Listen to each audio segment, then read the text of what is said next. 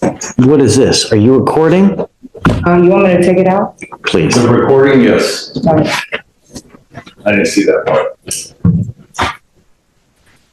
All right. Good morning, Ms. Ibos-Tilling. Hi, good news. So you're telling me that you have a lawyer?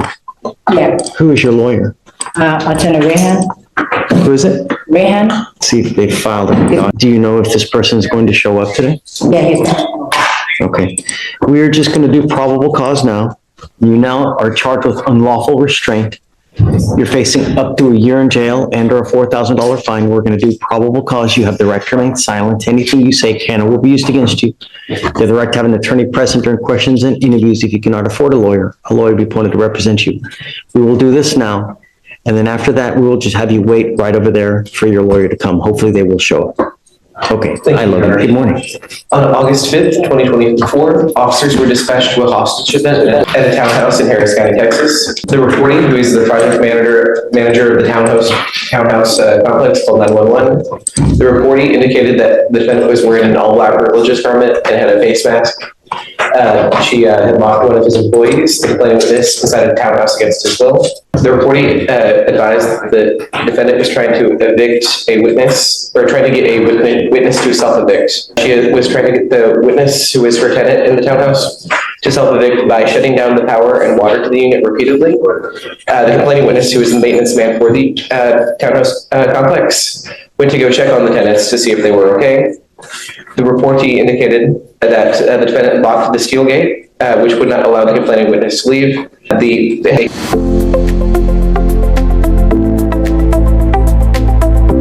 This is where the case takes a major turn. The judge isn't focusing on excuses anymore. She's focusing on responsibility. In family court, financial support isn't optional simply because a parent chooses a different path in life. What do you think? Should a parent who steps away still be required to contribute financially? Key lock on the front and key lock on the back side. The tenant did not have the key to the back side of it, so if she locks the front, there's no way to pass through the gate. Okay, so the unlawful restraint is out? Yes, Your Honor. Outside? It's a gate, and then like the gate in the porch, on the porch, like a burglar gate. Okay, so I'm assuming, here's the door, and then you have, I guess what, like those black burglar bars that they say. Yes, So he couldn't get into the house? He couldn't get out of the house. And he couldn't She get locked out? him in the house without electricity or air conditioning. And no back door to get out? No window? I don't understand. We're getting there, Your Honor. When officers arrived, they spoke with the complaining witness, who said that he escaped 5 minutes prior, and the defendant and the witness were still inside the home. The complaining witness reported the house was really hot because the air conditioning wasn't on. Complaining witness stated the back patio door was also locked, and the defendant had locked him in. The defendant had made a motion at the time to her purse, which the complaining witness believed, or which made the complaining witness believe that she had a gun. The witness collaborated the complaining witness's story. And I don't understand how this person cannot just unlock the door and leave from... It was locked. It's so the doors, instead of having a push button on one end and then a key lock on both sides, on the other side, it's a key lock on both sides. On both sides? That's the doors, Your Honor, which the maintenance man, the complaining witness, indicated was a violation of the fire code. Well, that's neither here nor there, but doesn't this person have a master key? Or I guess this is a residence, right? He doesn't have a master key, Your Honor. He's the maintenance man for the condo association. So he maintains the condo. Each of the units has its own keys. How long was allegedly stuck in the house and how did he get out? This is unusual. And why? Was there I guess... He was attempting to turn the power and water back on in the unit because she has been repeatedly turning off the power for the tenants who live there. He told her repeatedly that he wanted to leave. So presumably she's outside at this time? She's in there with him, Your Honor. She asked him to sit down on a chair. There's a video that shows complainant asking defendant to let him go multiple times, and with her telling the complainant to shut up. I don't have the means by which he had left the apartment, Your Honor. I just know that he got out at some point. In fact, he got out 5 minutes before the officers arrived. So he was able to leave 5 minutes before the officers arrived? Yes, Your Honor. Did she let him go? So it says, for the OR at least, the duration of time, I know that was asked, was an hour and 20 minutes. I'm going to see how he left. I'm trying to read through the OR to supplement your questions, Judge. I don't know if I'm ready to rule yet. Ms. Agbacieli, are you sure that you're going to have a lawyer here today? Because I'd like to hear your side. My lawyer, yeah. Attorney Rehan, yeah. I don't want to rule just yet, but I'd like to hear your side. If there's, I'd like to be silent. I'd like to wait on my lawyer. well, right, and I'm not asking you to say anything now. When that person gets here, then you talk with them and then we can Yeah, sure. readdress Yes, sir. PC of Yes, that. sir. So do you mind just taking a seat for me and then just giving us a heads up when your lawyer comes? Ms. Agbacieli, come up, ma'am. I explained to her the no contact there. Okay, great. Okay,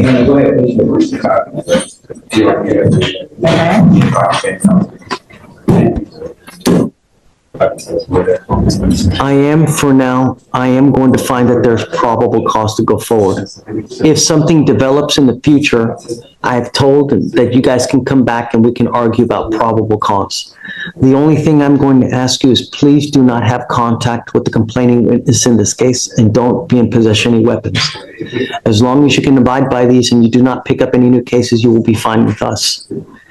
Because you have a lawyer, I will waive your appearance. You don't have to waste your time coming to court. Now the stakes are getting higher. Not only is the court examining child support, but the issue of health insurance has entered the conversation. That's often a critical factor because courts look at the child's overall well-being, not just monthly payments. Please stay in contact. If he tells me he can't get a hold of you because you're playing games, I will issue a warrant, okay? Do you have any questions? Okay, so just no contact, no weapons, and that's it. Okay? Thank you, Judge. Thank you. Okay, thanks. Just to go back to the body cam issue itself, right? The body cam issue itself, like, say if I were to file a motion to restore property or return property, it's been tagged, so I don't know how we're gonna. I mean, I don't think that you would have any opposition to that, would you? At this juncture, I think the body cam, like to retrieve her body cameras from HPD evidence. On a motion to restore, Judge, I just need to talk to the investigator and see if we're retrieving it anyways. If you're what? If we're gonna retrieve that footage to make it available, I think we're already in the process of doing that. That's the only thing that's holding me back. But right now, I'm objecting because it's part of a pending investigation. At this point, I just need to confirm with the investigator. Do you want to set it a couple weeks just to see if that happens? Yeah, I mean, I really just need a week, but yeah, a couple weeks. Are we Right? judged because, like I said, I'm awaiting her appearance. Oh, absolutely. So, I mean, she's not gonna have to come here, so 2 weeks will suffice, Judge. whatever you want, I don't care. Yeah, because you guys fight over whatever day, and then, I mean, if you want to, I'll grant your motion to get it back, though. Yes, sir. If they're not gonna get it back first, so. Thank you, Judge. Thank you. Good morning, ma'am. Hey, Just a little bit down so I can see your eyes. Sure. That's, okay. How are you? Good. Ma'am, you've not picked up another case. You're charged with terroristic threat. You're facing up to 6 months in jail and or a 2,000. And there it is, the moment everyone was waiting for. The judge has finished the calculations and ordered both ongoing support and significant back pay. After years of dispute, the financial consequences have finally caught up. Do you agree with this ruling, or would you have handled it differently? $1 fine. We're going to do probable cause. You have the right to remain silent. Anything you say can will be used against you. You have the right to have an attorney present if you cannot afford one. One will be appointed to you. Judge, if I could just confirm the name. Agbacieli. On April 1st, 2025, a law enforcement officer was dispatched to a residence in Harris County, Texas regarding a disturbance. Law enforcement officer made contact with the second complaining witness who stated that he was inside the apartment when he heard the first complaining witness outside getting yelled at by the defendant. The second complaining witness went outside to see what was going on, and the defendant yelled at him to stop putting things in the pothole in the parking lot. The second complaining witness told the defendant he was fixing the hole. And then threatened both the complaining witnesses, pointing at them with their fingers, making a pistol shape with their fingers, saying, "I'm going to shoot you." Wait, you said there were 2 complaining witnesses. Yes, Your Honor. Okay. That's what I have here. It says, "I'm going to shoot you," towards both complaining witnesses. And we have Ms. Agbacieli making the alleged threats. Correct, Your Honor. Your Honor, there's only charges just one. There's only, yeah, there's just All right. Yes, Your Honor. Okay, who is the complaining witness? Steve Strong. Is it a known person? Because we have priors with Ms. Agbacieli, and there are assaultive and, you know, pretty dangerous priors. Any of the same complaining witnesses? Does not appear so, Your Honor. I'm looking through. No, Your Honor.